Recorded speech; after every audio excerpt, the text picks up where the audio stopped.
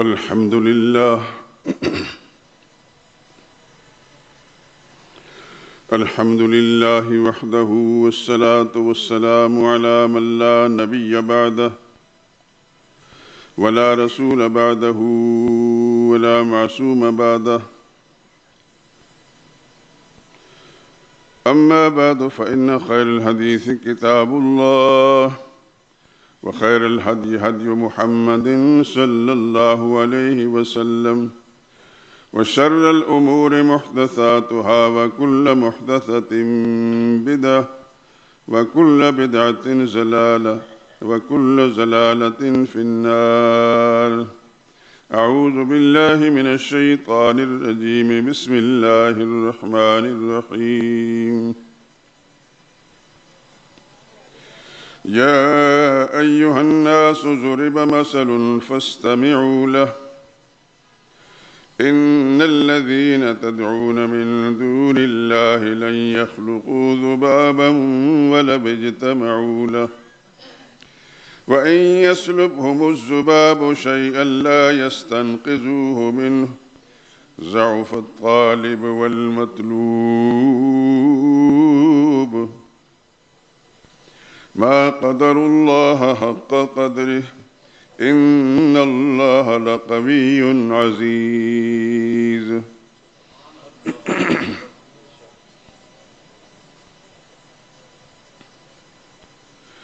لوگوں، ایک مثال بیان کی جاتی ہے، اسے غور سے سنو.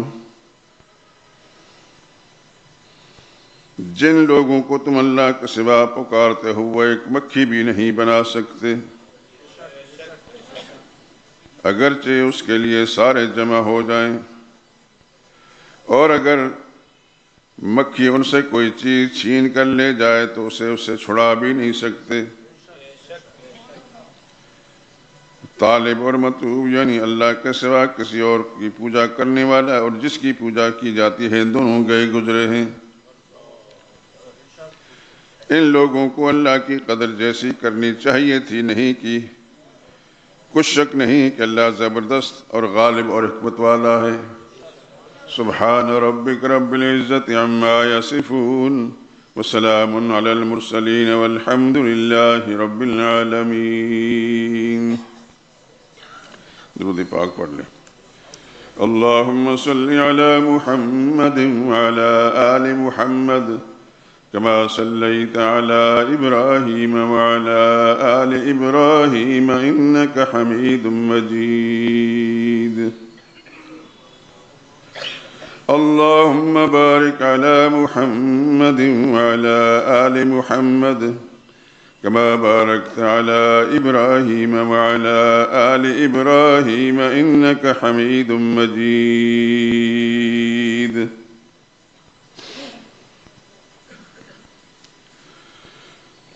جب انسان بادئے توحید سے مخمور ہوتا ہے، جب انسان بادئے توحید سے مخمور ہوتا ہے، اسے دار و رسن سے کھیلنا منظور ہوتا ہے. وہاں بے شک خدا کی رحمتیں پہ ہم برستی ہیں، خدا و مصطفیٰ کا جس جگہ مذکور ہوتا ہے. وہ دنیا کے شہنشاہوں کو خاطر میں نہیں لاتا، وہ دنیا کے شہنشاہوں کو خاطر میں نہیں لاتا. محمد کی غلامی سے جو دل معمور ہوتا ہے، کہیں اس کو سکون دل کی دولت مل نہیں سکتی، کہیں اس کو سکون دل کی دولت مل نہیں سکتی جو بدقسمت خدا کے آستان سے دور ہوتا ہے.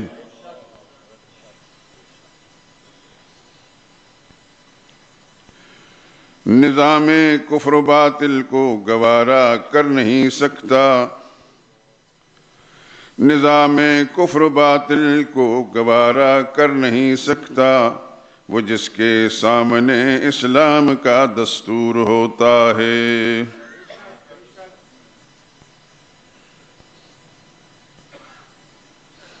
نہ جانے اپنی آزادی پہ کیسا ناز ہے اس کو، جو بے بس خواہشات نفس سے مجبور ہوتا ہے۔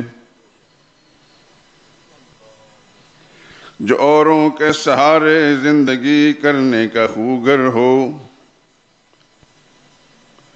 جو اوروں کے سہارے زندگی کرنے کا خوگر ہو، وہ ملت کے لیے رشتہ ہوا ناسور ہوتا ہے۔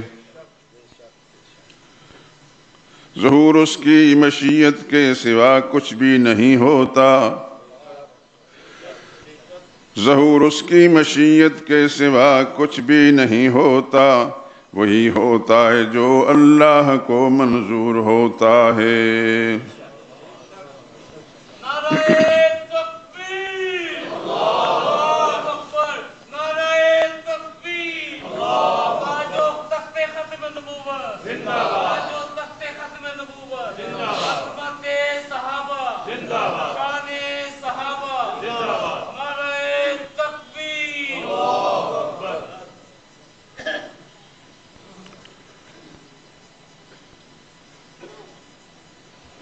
بزرگان محترم، برادران عزیز، یہ تو آپ سب کے علم میں ہے کہ ان دنوں میں جو مضمون جمعۃ المبارک کے بیانات کا چل رہا ہے وہ کیا ہے۔ یہ بھی آپ حضرات کی اکثریت جانتی ہے کہ قرآن حکیم کی جن آیات کا میں انتخاب کرتا ہوں وہ ایک سے زائد کئی مرتبہ بیان ہو چکی ہیں۔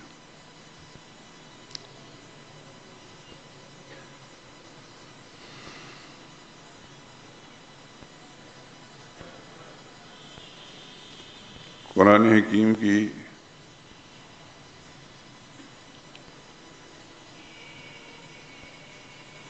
صورتوں میں جتنی صورتیں مکی ہیں، 13 برس تک محمد مصطفیٰ صلی اللہ علیہ وسلم مکہ معظمہ میں رہے اعلان نبوت کے بعد، اور پھر ہجرت کے بعد 10 سال مدینہ طیبہ میں۔ آپ جانتے ہیں کہ مدنی زندگی میں رسول اللہ صلی اللہ علیہ وسلم کو واسطہ مشرکین کے ساتھ اس انداز سے پڑا جس میں یہودی اور منافقین بھی ان کے معاون مددگار رہے، کہ ہمیشہ تصادم ہی کی شکل رہی۔ دوسرے ہی سال نبی کریم صلی اللہ علیہ وسلم غزوہ بدر میں شریک ہوئے، تیسرے سال غزوہ احد ہوا، اور اس کے بعد شاید ہی کوئی سال ایسا گزرا ہو جس میں کفار و مشرکین کے ساتھ رسول اللہ صلی اللہ علیہ وسلم اور مسلمانوں کا تصادم نہ ہوا ہو۔ اور یہ جانتے ہیں آپ کہ تصادم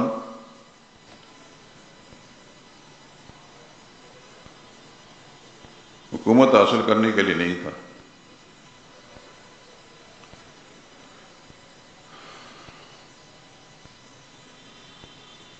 تصادم کا اصل سبب وہی تھا کہ رسول اللہ صلی اللہ علیہ وسلم کو مکی زندگی سے انہوں نے مجبور کر کے نکالا۔ کیوں نکالا وہ آپ جانتے ہیں،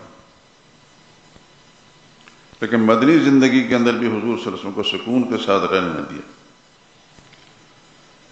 دوسرے ہی سال ابو جہل لعنت اللہ علیہ، اس نے یہ پروگرام بنا دیا کہ یہاں سے تو نکال دیا ہے، وہاں بھی ان کو سکون سے نہیں لینے دیں گے، تعداد تھوڑی ہے، ان پر ایمان لانے والے لوگ تھوڑے ہیں۔ چنانچہ 1000 کا لشکر تیار کر کے ابو جہل مکہ معظمہ سے چلا،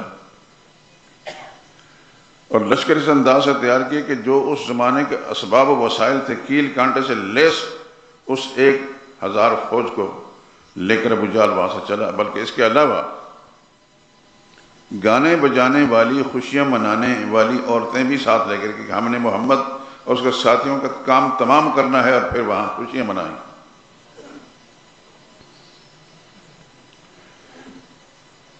اور بڑے بڑے جانور اونٹوں کی شکل میں لے کر آئے کہ سب کو کھانے کھلائیں گے۔ نبی کریم صلی اللہ علیہ وسلم کو یہ پتہ چلا تو حضور صلی اللہ علیہ وسلم کے پاس کیا تھا؟ دنیا اسباب تو تھے ہی نہیں۔ جو آپ پر ایمان لانے والے تھے وہ 313 سے زیادہ نہیں تھے۔ بات کو دھیان سے سنیں آپ کہ نبی کی زندگی کس طرح گزری ہے اور کس مقصد کے لیے گزری ہے، یہ سب کچھ کیوں ہوا۔ یہ جو کچھ میں عرض کر رہا ہوں یہ معلومات دینے کے لیے نہیں کر رہا، بلکہ اپنی زندگیاں ایسی بنانے کے لیے ہم سب کی ذمہ داری ہے۔ میں معلومات پیش کر رہا ہوں۔ 1313 آدمی رسول اللہ صلی اللہ علیہ وسلم لے کر مکہ معظمہ سے مدینہ طیبہ سے بدر کے میدان میں گئے۔ ان راستوں میں گیا ہوں، اس واسطے مجھے وہ نقشہ میرے ذہن میں ہے۔ بدر کے میدان میں وہ مسجد عریش جسے کہتے ہیں، اس جگہ رسول اللہ صلی اللہ علیہ وسلم کا خیمہ تھا، اور وہاں تھوڑے سے آپ ذرا ایک سائڈ پر جائیں تو بدر کے میدان کے جو شہداء صحابہ تھے ان کے نام بھی ایک دیوار پر لکھے ہوئے، 14 صحابہ۔ اور سڑک کے اس طرف دیواریں اونچی، ادھر بہت سارے صحابہ کرام ان کی قبریں ہیں۔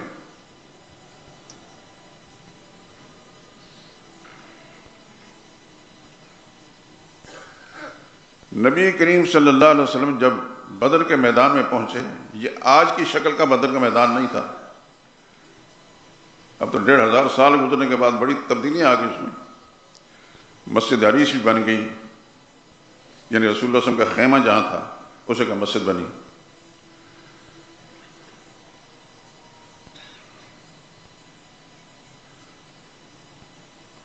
سوچئے 313 وہ ہیں جن کے ہاتھ میں ڈنڈے بھی نہیں،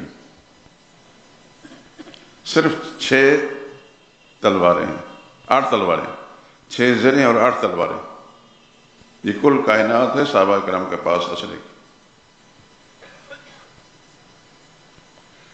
اور جہاں مسجد عریش ہے اس جگہ آ کر اللہ کے پیغمبر نے صلی اللہ علیہ وسلم اللہ کی بارگاہ میں التجا کی، اس انداز سے کی کہ جس کو میں بیان بھی نہیں کر سکتا۔ اتنی لجاجت تھی کہ ابوبکر صدیق پاس تھے، رسول اللہ صلی اللہ علیہ وسلم کی چادر مبارک نیچے گر گئی، اس رونے اور گڑ گڑانے سے ابوبکر صدیق نے چادر اٹھا کر آپ کے کندھے پر ڈالی اور عرض کیا، یا رسول اللہ بس کریں آپ، میرا رب آپ کو کبھی ناکام نہیں کرے گا۔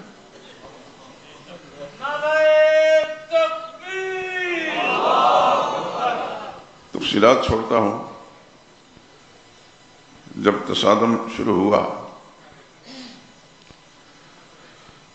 اللہ اکبر، ابو جہل جس تم تراک کے ساتھ، جس غرور و تکبر کے ساتھ آیا تھا، چھوٹے چھوٹے نوجوان بچوں نے اس کا تکبر مٹی میں ملا کر رکھ دیا۔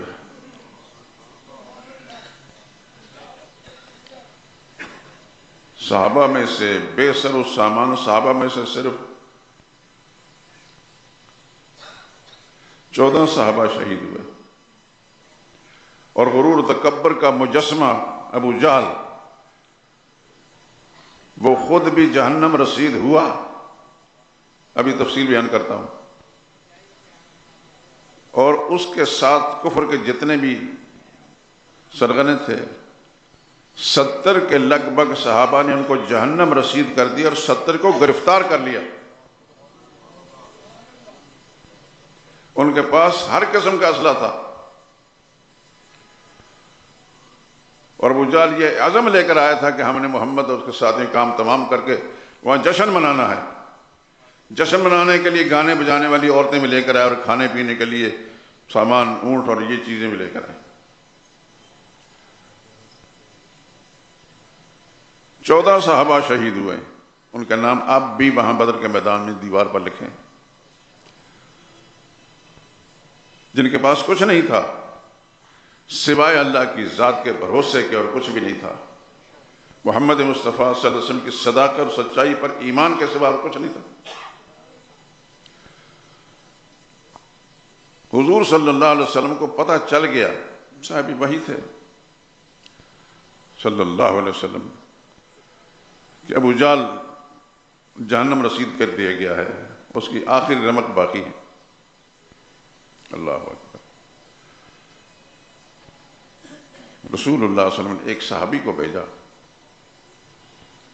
جتنی باتیں میں آپ حضرات کو کروں ان پہ غور کیا کریں۔ صحابہ میں سے ایک صحابی حضرت عبداللہ بن مسعود رضی اللہ تعالیٰ عنہ، ان کے بارے میں یہ معروف بات ہے کہ یہ وہ شخص ہے جس کی کسی رگ کے اندر برتری کا احساس اور غرور تکبر کا کوئی نشان نہیں ہے۔ نبی کریم صلی اللہ علیہ وسلم نے ان کا انتخاب فرمایا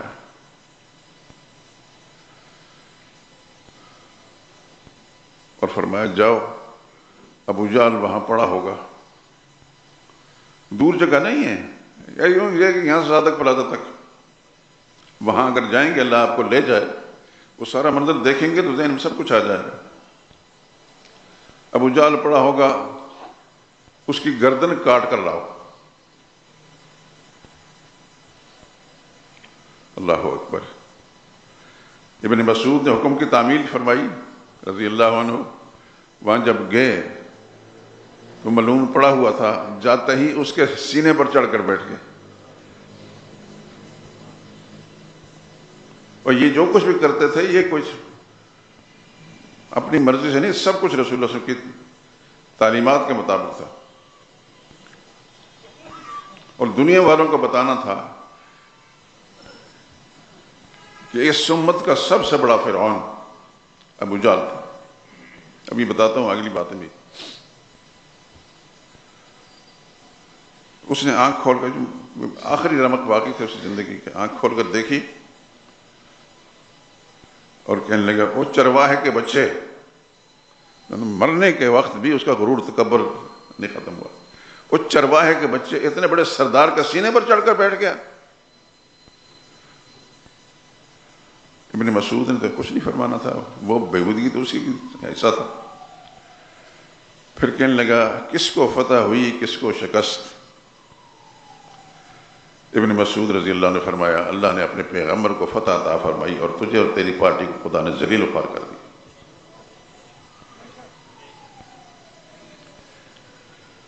کہنے لگا تم کیوں آئے ہو؟ ابن مسعود نے فرمایا میں اپنے آقا کے حکم کی تعمیل کرنے کے لیے تمہاری گردن کاٹنے کے لیے آیا ہوں اور لے جا کے حضور کی خدمت میں پیش کرنی۔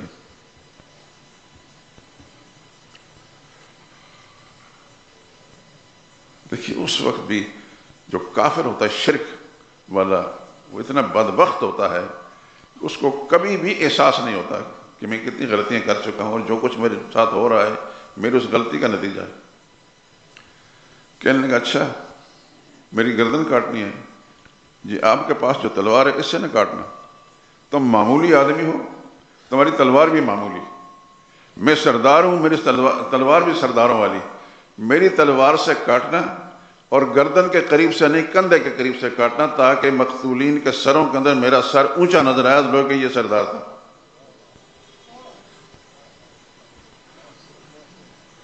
اللہ اکبر۔ شرک کس قدر لعنت ہے، اتنی بڑی لعنت ہے۔ اللہ سے دعا کریں اللہ پاک اس کے دور دور اثرات، اس کے اشارات سے بھی ہم سب مسلمانوں کو محفوظ رکھیں۔ ابن مسعود نے گردن کاٹی، لے جا کر رسول اللہ صلی اللہ علیہ وسلم کی خدمت میں اس کو پہنچایا۔ حضور صلی اللہ علیہ وسلم نے اس کو دیکھ کر فرمایا یہ اس امت کا فرعون تھا۔ یہ بات غور سے سننا، یہ اس امت کا فرعون تھا۔ آپ جانتے ہیں فرعون اور ان کو گزرا ہے، موسیٰ علیہ السلام کے زمانے کا فرعون، اس کو بھی اللہ نے ہلاک کیا بحیرہ قلزم کے اندر، یہ بھی ہلاک ہوا، لیکن حضور صلی اللہ علیہ وسلم نے اس امت کا فرعون قرار دے کر یہ فرمایا کہ اس سے یہ بڑا کافر تھا۔ یہ میں آپ کو سمجھانا چاہتا ہوں۔ اس کی وجہ اس لیے کہ اس نے جب اس کو دریا میں ڈبکیاں لگی تو اس نے پھر کلمہ پڑھنے کی کوشش کی۔ اگر آپ حضرات کو معلوم نہیں اس سے پہلے تو اب میری بات سن لیں۔ موسیٰ علیہ السلام کے زمانے کے فرعون نے، جو سب سے زیادہ بدنام متکبر شمار ہوتا ہے، اس نے اس وقت کلمہ پڑھنے کی کوشش کی، اور قرآن کریم موجود ہے، آمنت انہ لا الہ الا الذی آمنت بہ بنو اسرائیل، میں ایمان لایا اس اللہ پر جس پر بنی اسرائیل ایمان لائے۔ یعنی اس وقت اس کو ایمان لانے کی فکر آ گئی۔ تو قرآن حکیم کے اندر اللہ فرماتا سورہ یونس میں، آن اب ہوش آئی ہے، اب کلمہ پڑھتا ہے، وَكُنْتَ مِنَ الْكَافِرِينَ، اس سے پہلے تو کفر پڑھا رہا۔ بچائیں گے تو نہیں، اللہ نے فرمایا بچائیں گے تو تمہیں نہیں، البتہ فَالْيَوْمَ نُنَجِّيكَ بِبَدَنِكَ لِتَكُونَ لِمَنْ خَلْفَكَ آیَةً، آج تیری لاش کو ہم محفوظ رکھیں گے، آج تیری لاش کو ہم محفوظ رکھیں گے، کیوں؟ لِتَكُونَ لِمَنْ خَلْفَكَ آیَةً، تاکہ آنے والے زمانے میں جو لوگ آئیں تمہارے نقش قدم چلنے والے، ان کے لیے نشانی اور عبرت بن جاؤ۔ چنانچہ فرعون کا وہ مجسمہ جہاں بھی ہے، میں تمہیں گیا نہیں مصر، آپ حضرات ہو سک گئے ہیں دیکھا ہو، اس کی لاش آج بھی موجود ہے۔ اور اللہ نے ننجی کا، ہم آپ کو نجات دیتے ہیں، یعنی بچاتے ہیں تمہاری لاش کو، لوگوں کے آنے والے زمانے کے لوگوں کے لیے عبرت کا سامان بن جائے۔ تو موسیٰ علیہ السلام کا مقام محمد مصطفیٰ صلی اللہ علیہ وسلم کے مقابلے میں چھوٹا تھا۔ تو موسیٰ علیہ السلام کے زمانے کے کافر فرعون کا کفر بھی رسول اللہ صلی اللہ علیہ وسلم کے زمانے کے کافر سے کم تھا، اس لیے حضور نے فرمایا یہ اس امت کا فرعون، اس امت کے فرعون کو اللہ نے بچایا تو صحیح، لیکن عبرت کا سامان بنانے کے لیے۔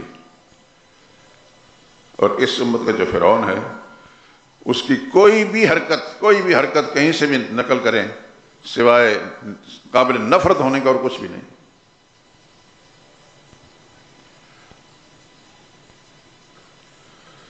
تو عرض کر رہا تھا کہ رسول اللہ صلی اللہ علیہ وسلم نے مدنی زندگی کے اندر آپ کو سب سے پہلے کفار کے ساتھ تصادم کا راستہ، دوسرے اس سال میں غزوہ بدر پیش آیا، تیسرے سال میں غزوہ احد۔ آپ حضرات سے یہ گزارش ہے کہ جب بھی حرمین شریفین کی زیارت سے اللہ کو بار بار فرمایا، اللہ بار بار نصیب فرمایا، کوشش کریں ایک دفعہ پیدل چلیں ادھر سے۔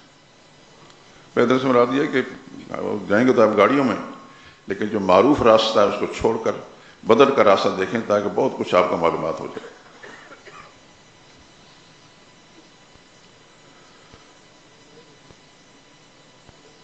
تو حضور صلی اللہ علیہ وسلم تیسرے سال پھر احد کے اندر حضور صلی اللہ علیہ وسلم کو ان بدبختوں کے ساتھ واسطہ پڑا، لیکن تیسرے سال میں رسول اللہ صلی اللہ علیہ وسلم کو بہت سارے نقصانات بھی اٹھانے پڑے۔ یہ عبرت کا سامان تھا، یہ کہ نبی کریم صلی اللہ علیہ وسلم کی عظمت خدا کے نزدیک کم نہیں، یہ بتانا تھا کہ پیغمبر صلی اللہ علیہ وسلم نے کیا کیا قربانیاں دی۔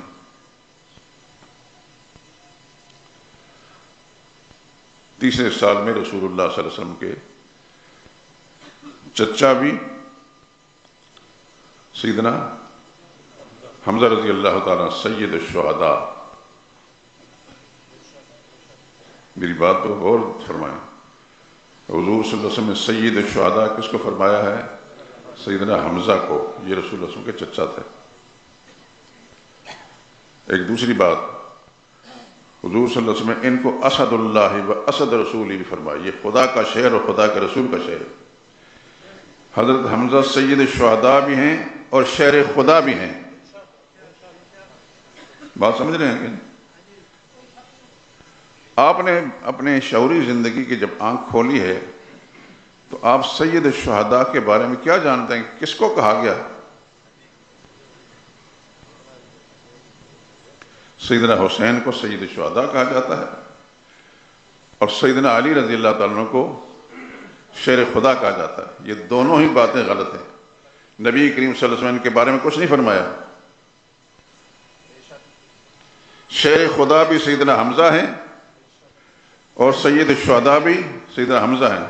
میں ایک کتاب لکھ رہا ہوں الحمدللہ، حبابہ حوالہ خاندان نبوت پر، جو 2 سال پہلے میں بیان کرتا رجوع پر، اس کے حوالے سارے موجود ہیں۔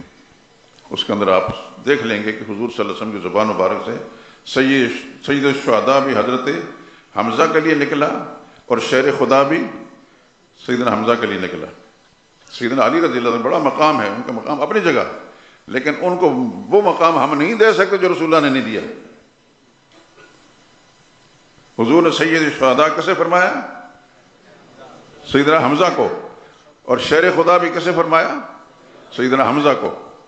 اس بات کو یاد رکھیں، بھولیں نہ۔ یہ اللہ کی توفیق سے میں آپ حضرات تک یہ ساری باتیں پہنچا رہا ہوں کہ میں نے اس لائن میں بہت کوشش کی ہے، باقاعدہ باحوالہ لکھا ہے، لیکن کتاب مکمل ہو کر نہیں آئی۔ تو غزوہ احد کے اندر حضور صلی اللہ علیہ وسلم کے چچا عم محترم سید الشہداء شیر خدا سیدنا حمزہ رضی اللہ تعالیٰ عنہ کو شہادت واقع ہوئی، لیکن کس طرح ہوئی؟ کفار و مشرکین نے رسول حضرت حمزہ رضی اللہ تعالیٰ عنہ کے جسم کے ٹکڑے کیے، سینہ مبارک چاک کیا، آنکھیں نکالی، دیگر اعضاء، یہ سب رسول اللہ صلی اللہ علیہ وسلم نے یہ اذیتیں برداشت کی۔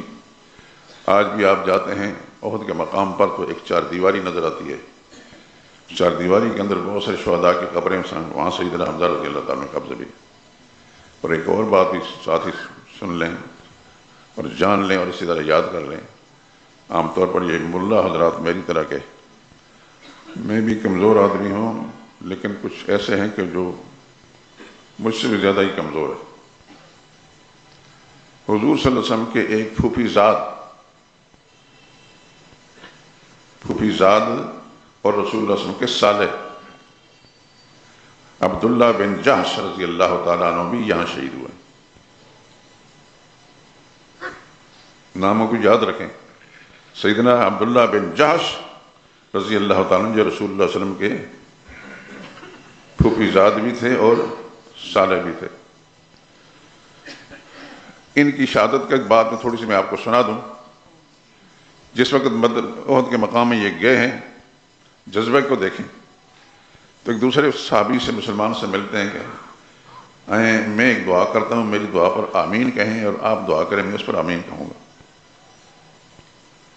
اس صحابی نے جو دعا فرمائی اس کی تفصیلات میں جانے کی ضرورت نہیں، انہوں نے جو دعا فرمائی وہ میں نے آپ کو سنانی ہے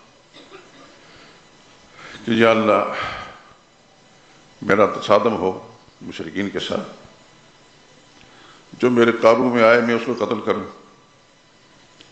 لیکن مجھے پھر وہ قتل کرے۔ دیکھیں دعا کے اندر، وہ مجھے قتل کرے، میرے جسم کا ٹکڑے ٹکڑے کرے،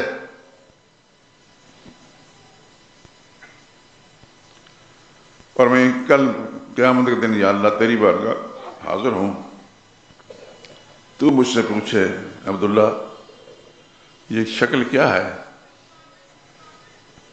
تو میں یہ کہہ سکوں، عرض کر سکوں یا اللہ تیری بارگاہ کے اندر تیرے نبی کی تعلیم کے مطابق کفر کے ساتھ تصادم ہوا اور کفار و مشرکین نے میرا یہ حال کیا۔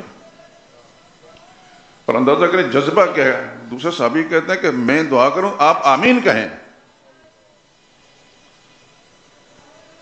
ایسے جذبے بھی کسی کو نصیب ہوئے محمد مصطفیٰ صلی اللہ علیہ وسلم کی پاک امت صحابہ کرام کے علاوہ اسے کوئی مثال نہیں ملتی۔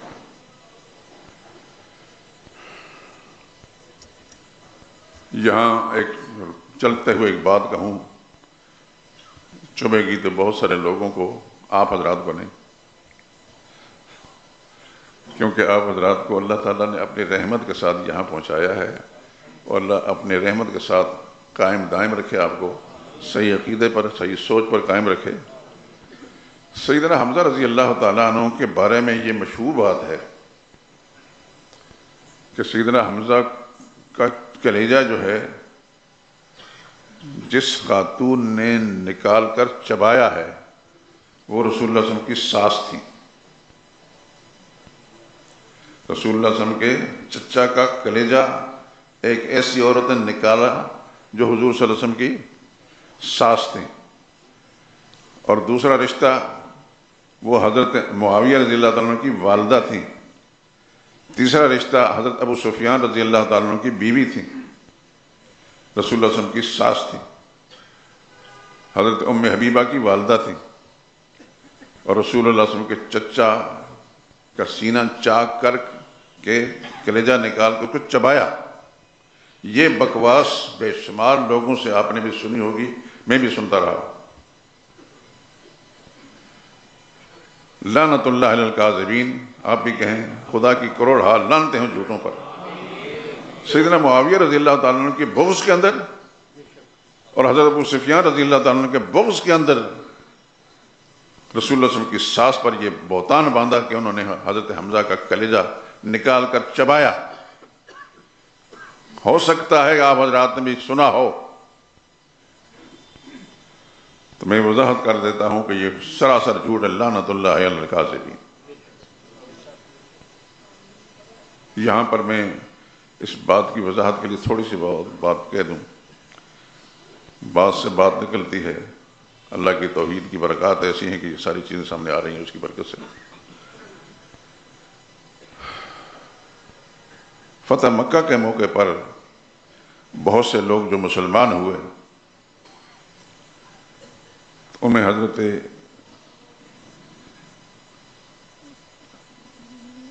ابو سفیان رضی اللہ تعالیٰ عنہ کی زوجہ مطہرہ سیدنا معاویہ رضی اللہ تعالیٰ عنہ کی والدہ حضرت ام حبیبہ کی والدہ مسلمان ہوئی. قرآن حکیم کے اندر اس طرح کے اس وقت کی مسلمان عورتوں کا تذکرہ بھی ہے. اس میں یہ مکالمہ موجود ہے رسول اللہ صلی اللہ علیہ وسلم کے ساتھ. شرک نہیں کریں گی، ٹھیک ہے نہیں کریں گی. زنا نہیں کریں گی، کہنے لگے کوئی شریف عورت زنا بھی کرتی ہے؟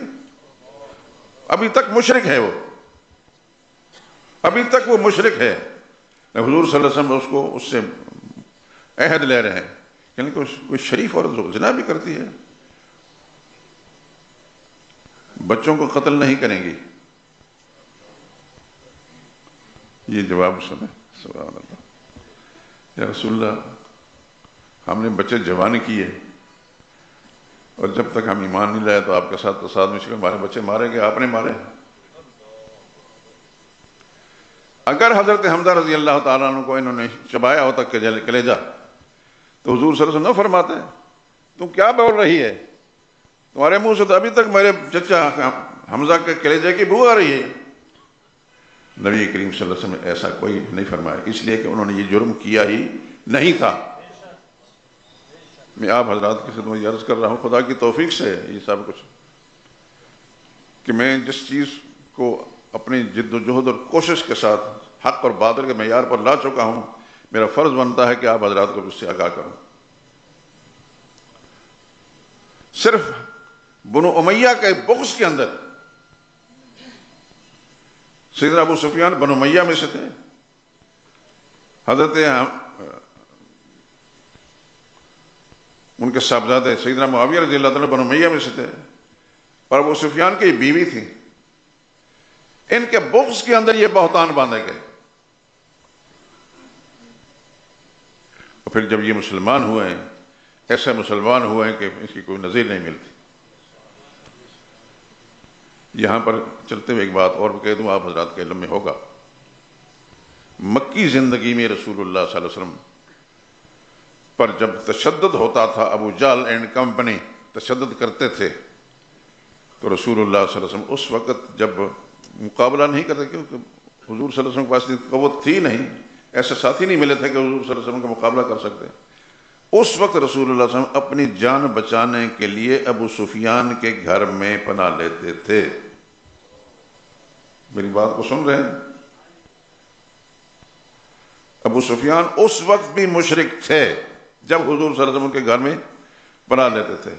ان کی بیوی اس وقت مشرکہ تھیں جب رسول اللہ صلی اللہ علیہ وسلم کے گھر میں پناہ لیتے تھے. ان کے بچے بھی اس وقت حضرت معاویہ رضی اللہ تعالیٰ عنہ مشرک تھے جب حضور صلی اللہ علیہ وسلم کے گھر میں پناہ لیتے تھے، لیکن رسول اللہ صلی اللہ علیہ وسلم کو یہ پتا تھا ہیں مشرک لیکن شریف مشرک ہیں، کمینے نہیں۔ پھر حدیث کی کتابوں کے اندر موجود ہے، حضور صلی اللہ علیہ وسلم کا آپ نے سیرت کتابیں اگر مطالعہ کیے پڑھیں، من دخل دار ابا سفیان فهو آمن، جو ابو سفیان کے گھر میں داخل ہو جائے گا اس کو امن ملے گا۔ یہ فتح مکہ کے موقع پر جب رسول اللہ صلی اللہ علیہ وسلم کے ساتھ مشرکین مکہ کچھ تو بھاگ گئے جو ایمان نہیں لانا چاہتے تھے، کچھ ایمان لے آئے، کچھ خانہ کعبہ میں پناہ لینے لگے۔ حضور صلی اللہ علیہ وسلم اس وقت ایک جملہ فرمایا، اس کو یاد رکھیں، من دخل دار ابا سفیان فهو آمن، جو خانہ کعبہ غلاف کعبہ پکڑ لے گا اس کو کچھ نہیں کہیں گے، خانہ کعبہ میں داخل اس کو کچھ نہیں کہیں گے، جو ابو سفیان کے گھر میں پناہ لے گا اس کو بھی کچھ نہیں کہیں گے۔ اس کے لیے محدثین کہتے ہیں کہ چونکہ یہ ابو سفیان کا گھر کئی سال پہلے رسول اللہ صلی اللہ علیہ وسلم کی پناہ گاہ رہا ہے۔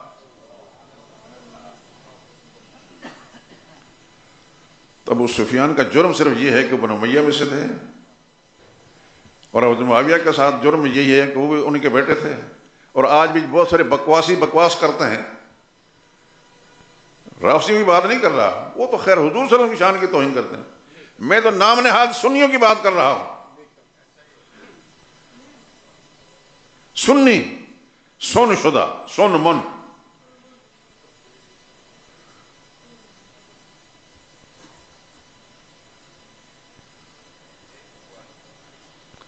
حضرت ابو سفیان رضی اللہ تعالیٰ عنہ، میں چونکہ موضوع سے نکل جاؤں گا بہت باریک باتیں چلی جائیں گی۔ ابو سفیان رضی اللہ تعالیٰ عنہ زمانہ شرک کے اندر بھی شریف مشرک تھے، ابو جہل کی طرح کمینہ مشرک نہیں تھے۔ جب ایمان لائے تو پھر ایسے ایمان لائے کہ اسلام کی حمایت کے اندر پھر انہوں نے وہ کام کیا کہ ایک آنکھ ان کی قربان ہوئی، شہید ہوئی، پھر دوسری آنکھ شہید ہو گئی، اور یہ انہوں نے قربانی دی ہے۔ خیر بات عرض کر رہا تھا کہ غزوہ احد کے اندر سیدنا حمزہ رضی اللہ تعالیٰ عنہ شہید ہوئے، جسم کے ٹکڑے ہوئے۔ ان کے پھوپھی زاد حضرت عبداللہ بن جحش رضی اللہ تعالیٰ عنہ، ان کے جسم کے ٹکڑے ہوئے۔ یہ رسول اللہ صلی اللہ علیہ وسلم کے سالے بھی تھے۔ ان لوگوں نے اتنی قربانیاں دی ہیں۔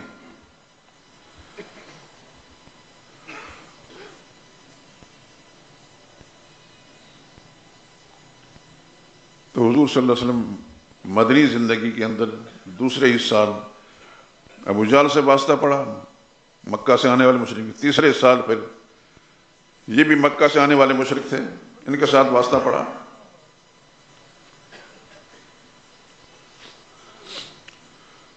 اور اس کے بعد پیدل پہ، ساری تفصیلات میں نہیں جانا چاہتا، رسول اللہ صلی اللہ علیہ وسلم کو کفار مشرکین کے ساتھ واسطے پڑے اور تصادم ہوتے رہے۔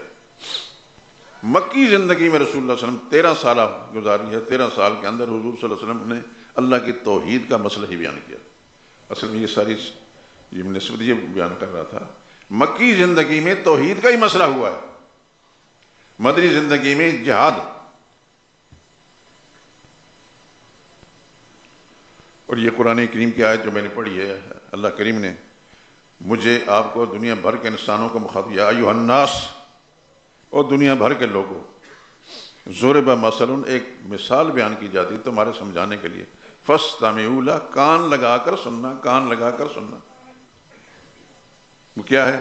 ان الذین تدعون من دون اللہ، جن کو تم اللہ کے سوا پکارتے ہو، حاجت روا سمجھ کر، مشکل کشا سمجھ کر، اولاد دینے والا سمجھ کر، شفا دینے والا سمجھ کر، جن کو بھی اللہ کے سوا پکارتے ہو، سن لو، لن یخلقوا ذبابا، اولاد دینا درکنار، مال دینا درکنار، وہ ایک مکھی بھی بنانے کی طاقت نہیں رکھتے۔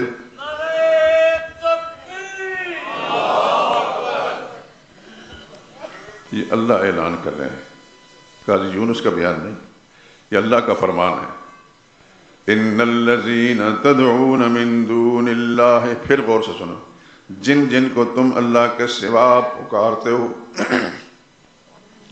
اپنی کسی مشکل میں، مشکل کشا سمجھ کر، حاجت روا سمجھ کر پکارتے ہو، شفا دینے والا، اولاد دینے والا، رزق دینے والا، جو جو سمجھ پکارتے ہو، کان کھول کر سن لو، لن یخلقوا ذبابا، وہ یہ تمہاری دوسری حاجتیں کیسے پوری کریں گے، اولاد کیسے دیں گے، شفا کیسے دیں گے، مال کیسے دیں گے، وہ تو ایک مکھی بنانے کی طاقت نہیں رکھتے۔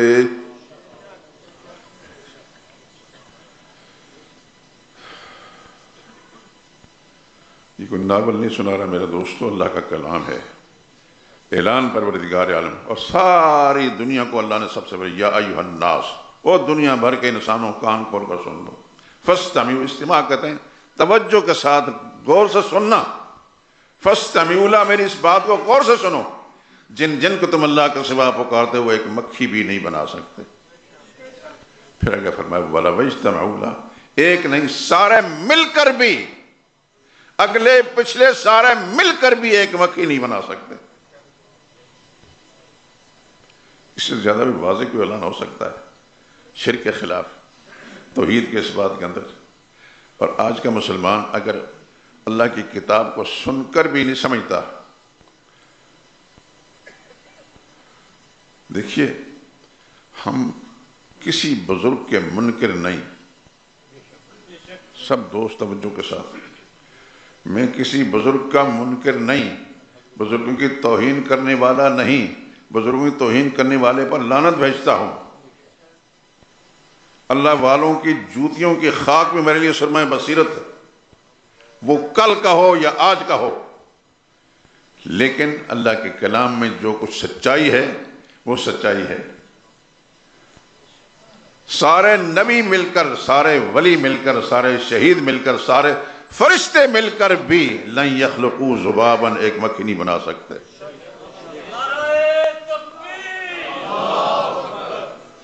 اگلی بات وَإِن يَسْلُبْهُمُ الذُّبَابُ شَيْئًا، توجہ کے ساتھ دھیان سے، مکھی بنانا تو رہا درکنار، مکھی بنانے کے لیے اس کا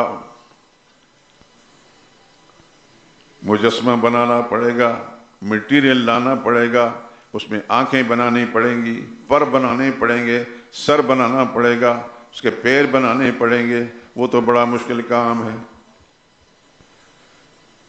وَإِن يَسْلُبْهُمُ الذُّبَابُ شَيْئًا، بنانے کو چھوڑو، مکھی اگر ان سے کوئی چیز چھین کر لے جائے، یہ کس کا اعلان ہے؟ اللہ کا اعلان ہے۔ اس لیے بار بار آپ کو متوجہ کرتا ہوں کہ اس پر غور کریں، اللہ کا کلام۔ اگر مکھی ان سے کوئی چیز چھین کر لے جائے، یہ کھانا کھانے کے لیے بیٹھیں، کوئی ذرہ اڑا کر لے جائے، کسی دربار سے کوئی نیاز آئی ہو، نیاز کھانے بیٹھیں، اس کو چھین کر لے جائے، ہوتا ہے کہ نہیں ہوتا؟ علی حجویری رحمۃ اللہ تعالیٰ علیہ، خدا کی کروڑ ہار رحمت نازل ان پر، یا اس طرح کے اور اللہ والے، ان کے مقبروں پر لوگ چڑھاوا نہیں چڑھاتے؟ یہ تو ایک سچائی ہے۔ تو کیا مکھیاں وہاں ان کا بائیکاٹ کر دیا جاتا ہے کہ مکھی ادھر نہیں آئے گی؟ اللہ کی ایک مخلوق ہے، وہ آ کر وہاں سے کچھ ذرہ اڑا کر لے جا سکتے۔ اللہ یہ بات سمجھانا چاہتے ہیں، مکھی اگر ان سے کوئی چیز چھین کر لے جائے، اللہ فرماتا ہے لا یستنقذوہ منہ، سارے کے سارے اگلے پچھلے مل کر مکھی سے وہ ذرہ چھڑا نہیں سکتے۔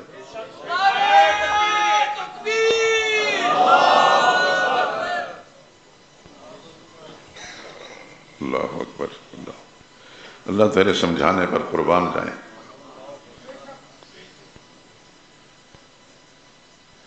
لن یخلقوا ذبابا ولو اجتمعوا لہ، مکھی بنا نہیں سکیں گے، سارے مل کر بھی نہیں بنا سکیں گے۔ مکھی ان سے کوئی چیز چھین کر لے جائے، اسے چھڑا بھی نہیں سکیں گے۔ یعنی کمزوری در کمزوری بتائے غیر اللہ کی، اللہ کے مقابلے میں کوئی بھی طاقت والا نہیں، ساری طاقتوں کا مالک کون ہے؟ اللہ ہی ہے۔ آخر میں اللہ فرماتے ہیں ضعف الطالب والمطلوب، اللہ کے سوا جو پکارنے والا ہے غیر کو وہ بھی بڑا بھودا اور کمزور ہے، جس کو پکارا گیا وہ بھی بھودا اور کمزور ہے۔ ساری طاقتوں کا مالک کون ہے؟ صرف اللہ ہی ہے، صرف اللہ ہی ہے، صرف اللہ ہی ہے۔ پھر اس پر قرآن کریم ایک شکوے کے انداز فرما، ما قدر اللہ حق قدرہ، اس انسان نے، اس مسلمان کے لانے والا نے اللہ کی قدر نہیں پہچانی جو قدر کرنی چاہیے تھی۔ ان اللہ لقوی عزیز، اسے جان لینا چاہیے تھا کہ ساری طاقتوں کا مالک اللہ ہی ہے، ہر چیز پر غالب اللہ ہی ہے۔ اللہ اکبر۔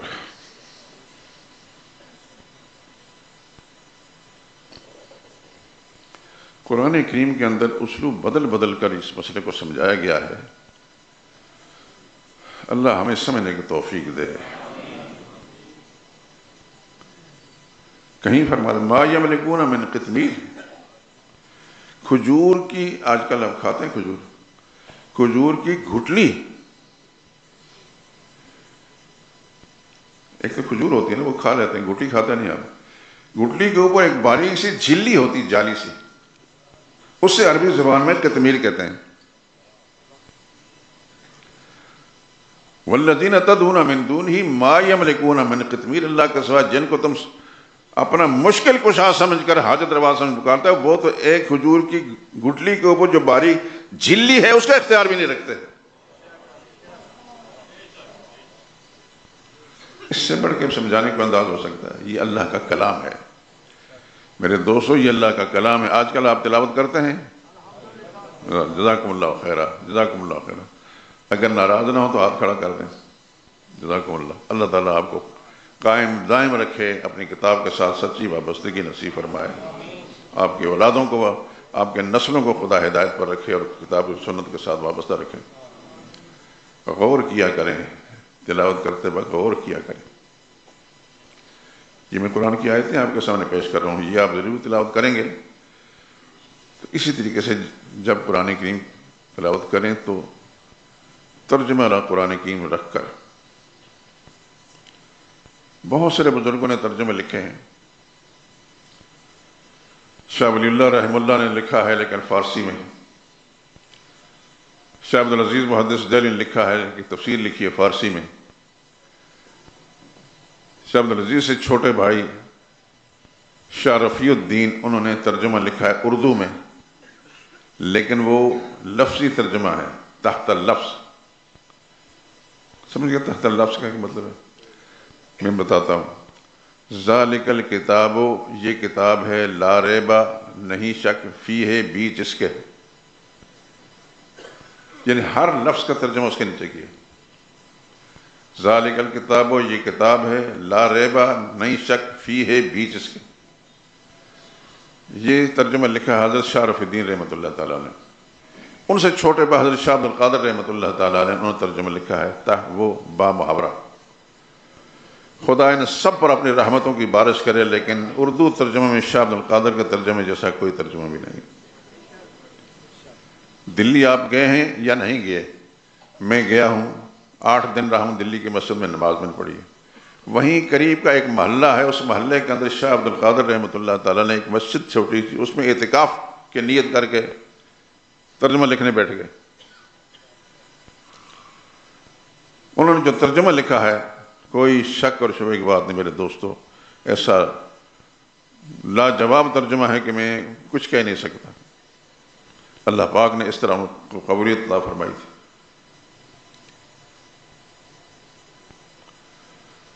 تفصیلات میں نہیں جاؤں گا، بات نکل جائے گی۔ اس کے بعد پھر بہت سارے بزرگوں نے ترجمے کیے، حضرت شیخ الہند نے ترجمہ کیا ہے، حضرت تھانوی رحمۃ اللہ تعالیٰ نے ترجمہ کیا ہے۔ یہ سارے کا سارے ایک سے ایک بڑھ کر ترجمے ہیں۔ ایک عالم گزرے ہیں مولانا فتح محمد جلندری، انہوں نے ترجمہ کیا ہے، بہت زیادہ ترجمہ وہ آپ کے بازار کے اندر ملتا ہے، اور بڑا شاندار ترجمہ ہے۔ اگر یہ بزرگ جن کے میں نام لیے ہیں ترجمہ دستیاب نہ ہو تو فتح محمد جلندری کا ترجمہ ہر جگہ مل جاتا ہے، اس کو خریدیں اور روزانہ جو تلاوت کریں اس کو بھی ساتھ ساتھ اس پر غور کریں۔ انشاءاللہ العزیز میری یہ جو معروضات ہیں یہ آپ حضرات کو سمجھ میں گی، قدر بھی آئے گی کہ ہمیں جس لائن پر لگایا تھا کتنا بڑا فائدہ ہوا۔ اللہ اپنی رحمت کے ساتھ آپ کو اپنی کتاب کے ساتھ سچی وابستگی نصیب فرمائے اور قرآن کا سچا خادم بنا دے۔ میرے دوستو، انشاءاللہ زندگی نے وفا کی تو آپ کے ساتھ مزید باتیں ہوں گی۔